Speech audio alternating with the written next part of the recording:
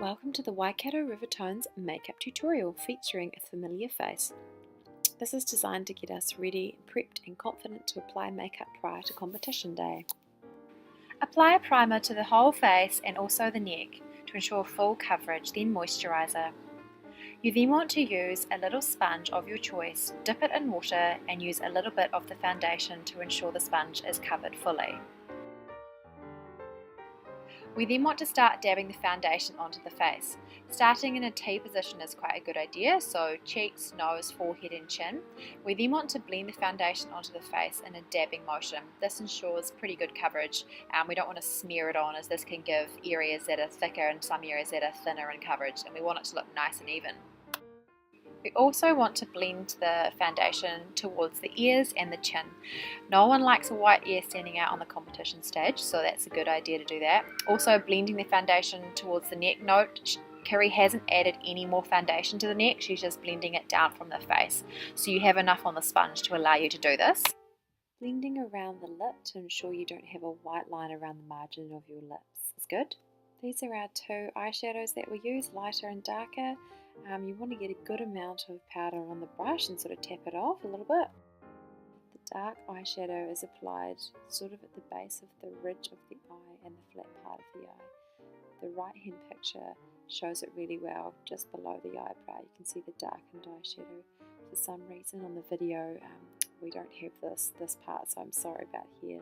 But the picture shows it really well, I think, which is good. We use the top blue colour in the palette and we want to apply it to 3/4 of the eyelid from the outer area starting inwards in a patting sort of dabbing motion. Using a tissue to stop it dropping on the foundation that we've just applied could be a good idea. You can see Kiri's applying a good amount. We want it quite thick to start with because some does come off. You can see, 3/4 of the eyelid here. The next thing that we want to do is to start to use the lighter colour eyeshadow to sort of define above the blue eyeshadow between your eyebrows and also on that inner third of the eye. So you can see Kiri starting to do above the blue. She's doing again sort of dabbing, brushing motions, sort of right in between the eyebrow and the blue. You want to get a little bit of enough powder, but not too much. And then again we can see she's taking it on that inner third of the eye. Now it's time for the liquid eyeliner or an eye pencil. If you can't use a liquid eyeliner, just ensure the eye pencil is nice and sharp. Very thin, sort of gentle brush strokes along the top part of the eye, drawing it out into some nice flicks. Taking our time here. There's no rush with this one. It can be a little bit tricky to perfect, but once you've got the fake eyelashes on, it should look fine. You can line a little bit under the eye as well if you choose to. That can make the eyes pop nicely. Next we use a white eye pencil or a powder to go on the inner eye. So bottom lid first, very gentle brush strokes, and on the very top side, painting it out so that you get an even coverage. This makes the eyes pop, as you can see in the next picture. Then we want to define the eyebrows using the eye powder or an eye pencil. Next we want to use the translucent illuminating powder. This sort of sets your makeup and gives it a really nice finish. You only want a little bit, so tap it off and then you kind of apply it in sort of dabbing motions again all over the face and all over the neck as well to ensure you get everything set, because we don't want it to drop or sort of run off. Eyelashes, cool. So trim them to fit your eye. This can be tricky. Maybe get a friend to help out. So we're always wanting to cut from the outside instead of the inside in. That can help. Kiri's got a mole. There's her mole. So applying the glue, you can apply it directly, or you can use a brush or a little Q-tip, whatever's easier for you. You must always blow on the eyelash, as you can see. Blow on the pie, blow on the eyelash, same. This makes it a bit tacky and this allows it to stick to the eyelid a little bit easier.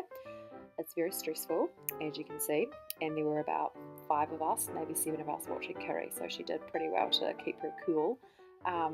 Looking pretty good. Again, you can kind of put it on, take it off, see how you go, just gentle pressure. This is going on above the eyelash, looking pretty cool. Lise was saying that you can actually get magnetic eyelashes, so who knows, the future is looking bright. And yeah, you can use the end of something there to hold it on. Beautiful, looking really good, Kiri. And what better way to celebrate putting on successful eyelashes than a dab? There we go. Mascara can be applied to your natural lashes if you want to make them pop even further. Yeah, just be gentle doing this. We're preparing the lip to have some of your own foundation painted on to give a good base, or a lip primer. If you have one, that can work really well. We then want to use a lip pencil to outline the lip. Kiri's using a Revlon one. Some people like to fill the whole lip in with this lip liner to ensure that the lipstick's going to stay. You can sometimes change the colour of the lipstick once it's on, so be careful about that. She's then using a lip brush to then apply the lipstick, as the lipstick can kind of smudge and run, kind of go everywhere, so this ensures that it stays within the lines. And yeah, it ends up looking quite nice and glossy. Perfect little cherub lips there, Kiri. Looking great. Time for the blush. This will be applied by your makeup checker. So they get a little bit of blush, a little goes a long way. They dab it and they'll start out kind of from the apple of your cheek and blend it upwards. We want it to look quite natural. We don't really want an obvious big streak. Next, it's bronzer time. Again, this can be done by yourself. It's just to really blend out the foundation so that there's no white neck sort of going on, because our pop costume sort of does go low, so you will be able to see a little bit of the neck towards the back as well. Yeah, some people have spray tans, but if you're using bronzer, it can actually look quite good, just touching up the area to blend the neck down. And if you've got pale hands, sometimes we don't want those to stand out as well, so you can apply a little bit of bronzer to the hands like Kiri's doing here. And that's the end.